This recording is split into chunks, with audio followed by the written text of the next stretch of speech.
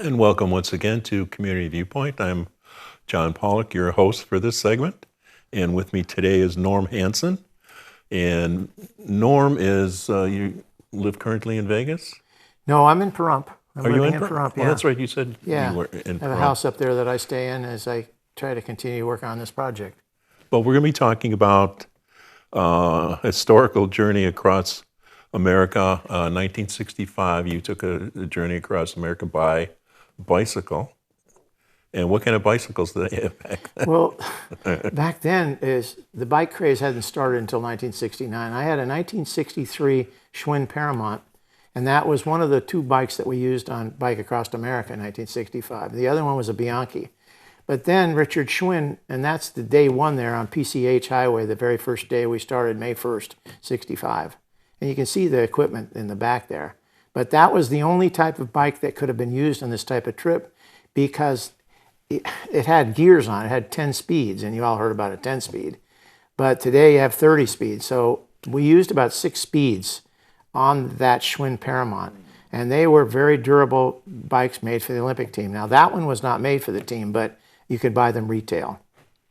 So what you're here for, basically, we're going to be talking about a scholarship that you have that you give out to worthy students in our high school. Yes, the Pahrump Valley High School. I do a $500 scholarship on that particular issue, Historical Journey Across America Scholarship. And we had a winner last year. It was my first year, and I donate $5,000, or not 5,000, excuse me, hopefully maybe 5,000. $500 is cash scholarship, and the kids love cash. And then they write about it, and I don't decide who wins. The counselors do all that, because I don't have a literary background. And so that was our winner last year, young lady. And I take a picture of her with a historic bike. Mm-hmm.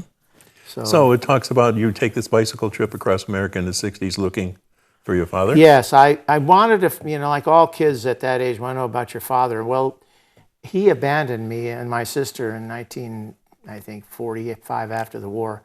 And I was always curious. So I thought, well, maybe with the newspaper articles, because we were highly publicized in 65 with news articles, maybe he'd reach out. But I never found him when I got to New York. It was kind of a tragic situation. And you've never found him? During the writing of the book, which took place up here in Pahrump, it took 2 years to write the book. We found him, and he actually, the irony of life, he actually was run over by a truck in New York, and of course, there's alcohol involved in that. And he died tragically at 47 years old. Oh, how sad. Yes, it was. But I found out. And he's buried or something out there? Well, unfortunately, when you're indigent like that, there's nobody claimed his body. And I didn't know that he had died because he died in 1967. I did the trip in 65, so the 2-year period, nobody knew where he was. Just one of those individuals that gets lost in our society. And that's as we see it. It's sad, yes. Yeah, too bad you couldn't find him. Right. Now, how long have you been giving out the scholarship? Is this relatively new? Yes, I just started it last year. Okay. And it will continue. This is not a commercial venture for me. I just want to do this to let these kids know that in 60 years things will change as they have, as you see on the bikes.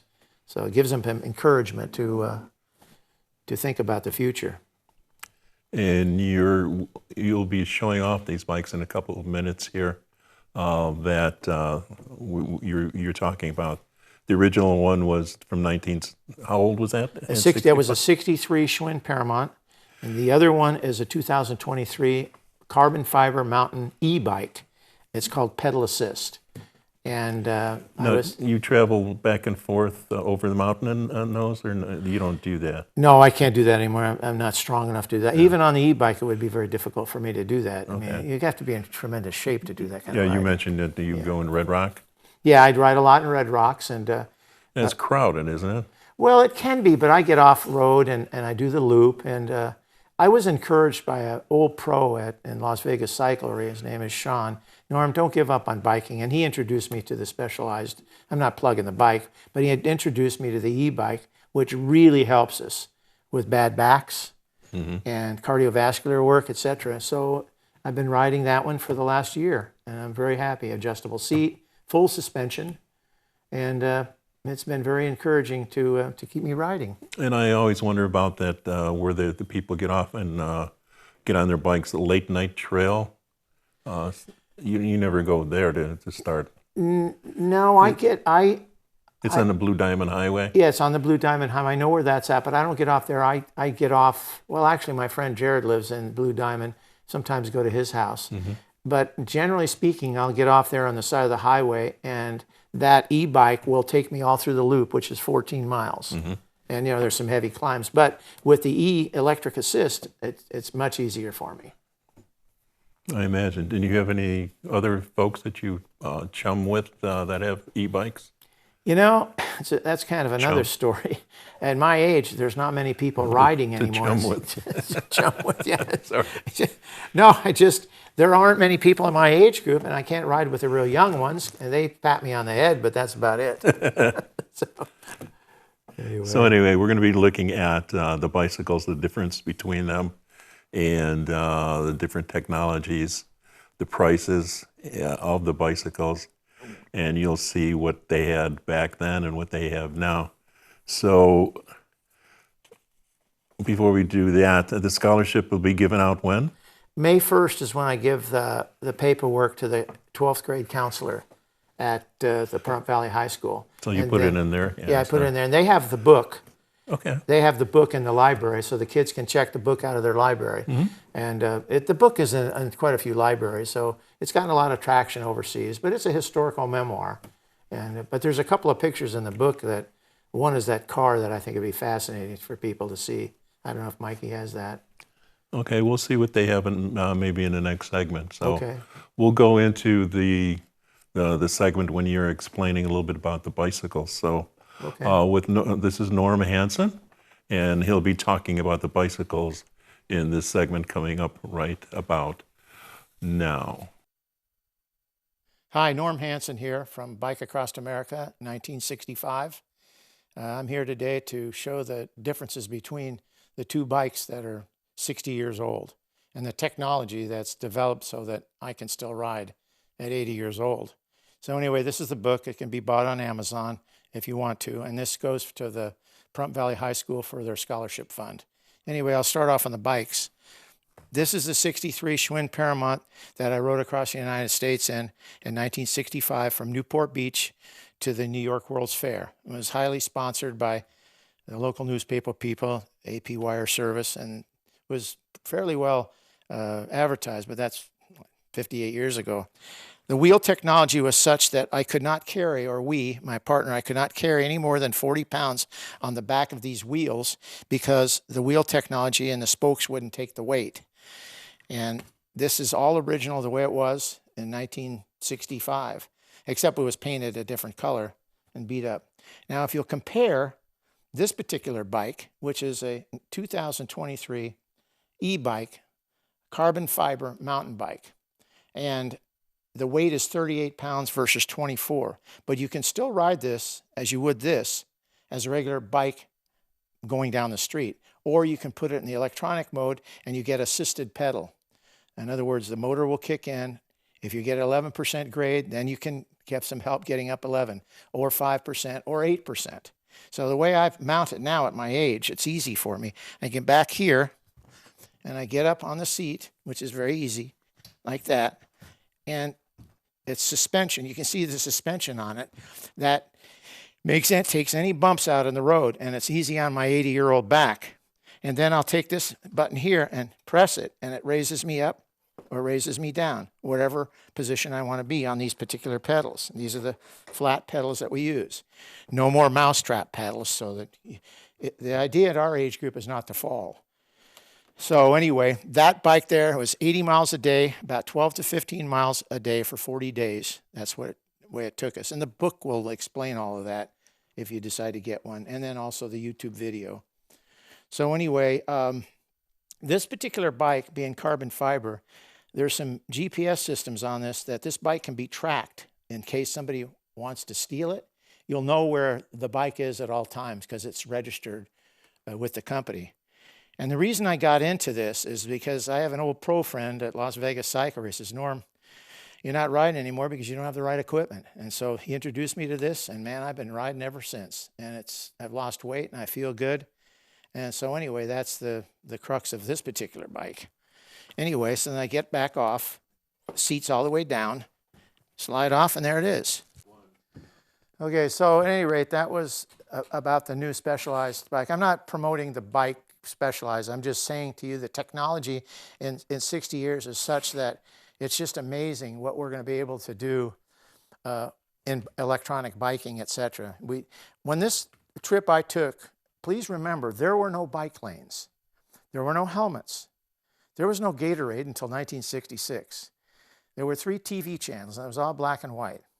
And there was no phone service. It was all Western Union. We sent Western Unions from a town we'd get to the bike shop in Newport Beach, and they would send the tires and tubes and shoes and whatever we needed to the post office, so we would pick them up there. And so the route was a southern route all the way through the desert, which, by the way, was extremely difficult. We had water problems because there wasn't enough water, but the people would come by in their cars. This started May 1st, 1965. People would come by and say, hey, we heard about you guys. What do you need? So we need water. So we would drink out of these canvas bags that they used to hang on bumpers of cars for overheating radiators. And that's how we got the extra water. Now, the sleeping bags we had down had not come out yet in 65, I guess. And we had Army, sleeping bags. We had to sleep on the ground in the desert with no pads. And let me tell you, I look back and I'm thinking, how did I ever do this? But when you're 20 years old, you don't feel any pain. And if you don't know any better, well, then you just do what you got to do to survive. And that's what we did. And so I'm hoping that people that watch this will say, hey, maybe I should consider about riding a bike again, or at least enjoying the new technology. So anyway, that's kind of where we are right now with technological advances. And so I hope you'd enjoy this. If you have any questions, I'm sure you'll find a way to get to me. I'm on a YouTube channel. Cut. And welcome once again to Community Viewpoint. I'm John Pawlak, your host. With me today is Norm Hansen. We watched, if you watched the other segment, you know what he's all about. The historic journey across America in 1965. Yep. Yes. And you will be giving out a $500 scholarship in May to... First part of May to Pahrump Valley High School. It doesn't matter what year they're in high school? Or No, I want them to be seniors. Seniors? Yeah, they're seniors, so Okay. that they'll be graduating, and then I do a little talk and encouraging, to focus on history, that kind of stuff. Right. And we have bike lanes in town. Yes. When the roads are being repaved, the wide ones down by Mance and Homestead and some other roads, they're wide enough. They are segmented off for bicycles too. Yes. So we're becoming more leery, not weary, but leery of the bicyclists. So remember, if you're bicyclists, I've run across them at night. They're on a black bicycle, all in black with no lights on. So what do you do? Do you wear a vest or? I don't ride at night ever. Okay. I refuse to ride at night because, one, it's too dangerous. Two, Yes. the cars are meant to be on the road, and bikes, we've been invited to share the road with you. Hopefully you'll share it with us, but not at night. All my trips all over Europe, I never ever rode at night. It's just too dangerous. And I'm sure they're more respectable Yes. of the bicyclists over there, because that's a mode of transportation that they've used for many years, that and the train. Yeah. And then you take your bike on the trains there a lot of times too, and that's a great way to travel across Europe. And you were in Europe too, traveling. Yes, I was in Europe. My last ride was in 1981 on the Schwinn Paramount again. And I went across to England to Calais. And actually, this is a picture. I don't think Mikey has got this. This is a picture of me on the Normandy coast If in you pull it around, Yeah. I could see that's big enough, yeah. This is 1981 on the Normandy coast where our troops came in. And that's the Schwinn Paramount. You can see that the equipment is a little bit different because it's 15 years later. And so I rode all over Europe on this bike. Germany, Italy, France, the whole 9 yards. And just to learn the cultures of our different country. of the different countries we work with in Europe over there.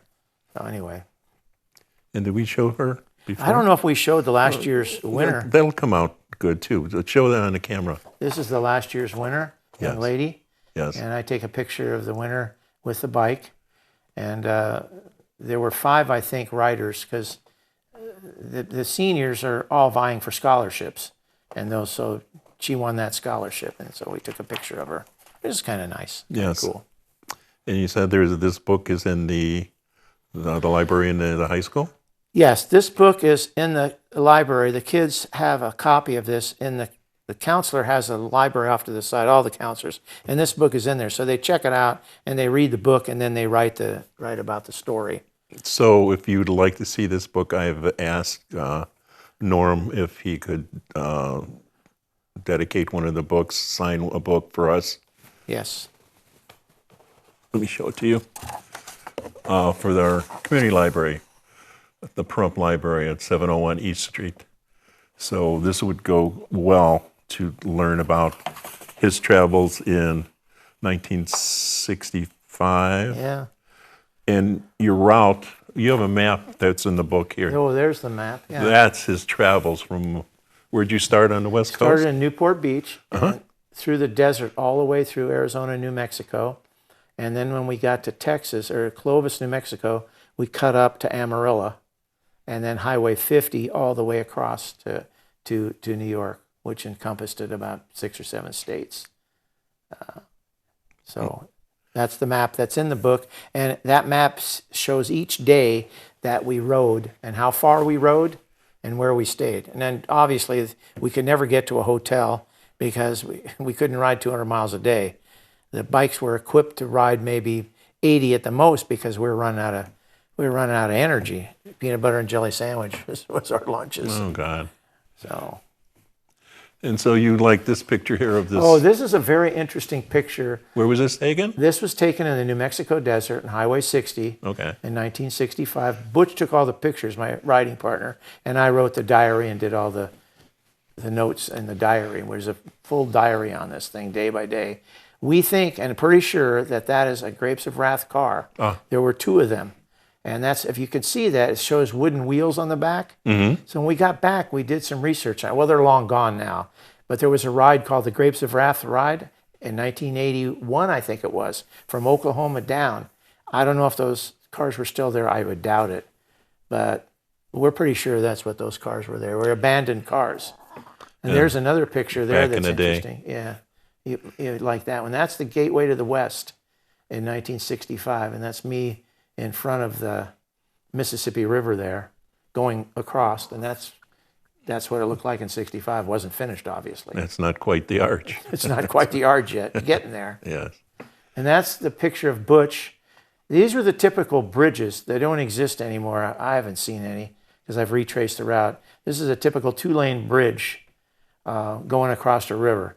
And then when we'd get to a bridge like this, one of us would climb down to the casings, fill up the water bottles, and we'd pitch them up to each other because that was basically the only way we get water. There was no water in those days. We didn't have, what do they call those water bottles? They're special drinks and stuff. Like with Gatorade or Yeah, something? Gatorade didn't with your come- electrolytes and whatnot? Electrolytes, yeah. They didn't have Gatorade until 1966. So it was this constant problem with getting waters. And then people would stop. That's a good picture of how the bikes were equipped. And if you'll notice the equipment, that's not a down sleeping bag. That hadn't come out yet. But you could only put so much weight on the rear wheels or you'd start breaking spokes. And of course, flats were just horrible. I mean, we must have had 50 flats.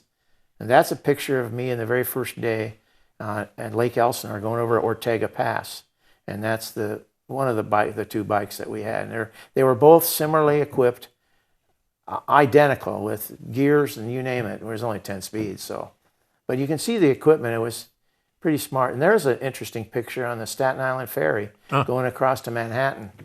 And you can see that jacket doesn't fit me very well anymore. It's a good way to lose weight. Now, how many flats did you get? Oh, it was horrible. I mean, the tire technology hadn't come out yet. And so we were always subject to flats. It was constant. Mm-hmm. And, one of the bikes had a tube in it, and the other one was sew-ups, which is an old school Paramount has it on now, and you'd peel that off and you'd glue on a different one. But it was just day by day. And, you know, we didn't draft each other because we never know if one of us hit the pothole, then the other one will hit it. So we stayed back of each other so that we wouldn't get hurt. Because if we got hurt, we were finished. Yeah, you're done for We're it. done. Yeah, we're done riding. So you made it all. How many days did you have in inclement weather? Well, we had quite a few bad days. Texas, West Texas winds were awful. I mean, especially that time of the year. And then the cicadas happened to be visiting the country then, because every 17 years they come out. And there might be a picture that Mikey might be able to find. But the cicadas were just brutal. They'd get in our hair, on our bikes. And I don't know what a cicada is. It's a bug. Did you have goggles and stuff? No, there were no goggles, Ben. There were ski goggles, but Yeah. you'd wear a pair of ski goggles on. We had sunglasses, but those got eaten up because at night you can't see anything, and we'd sleep on them and break them. And we had one flashlight, and that died 2 days into the trip. Oh, there's a cicada, and they're about the size of a 50-cent piece. They're noisy, Yes. and they're just miserable. They climb all over you. We had to cover our heads up in a sleeping bag to keep them out. But anyway. So memories of the trip. So Oh, yeah. It was I've got a pretty good memory about that you kind of mentioned stuff. peanut butter and jelly sandwiches. Yeah, this was before dieting for heavy duty workouts started. So the doctor said, you've got to keep your calories up as much as you can. So you eat peanut butter and jelly sandwiches on bread and drink water. And we must have had stacks of them in the back of the bag.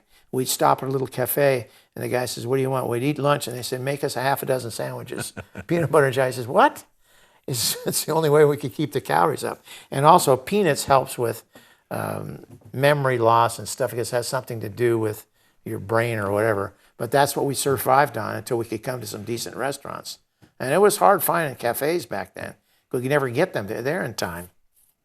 No IHOPs, no McDonald's necessarily.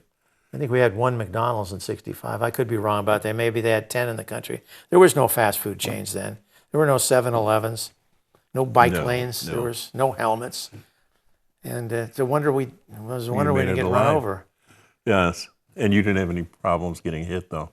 No, and it was very interesting you bring that up, because back then in '65, they heard of 10 speeds, and they actually used a term of English racers.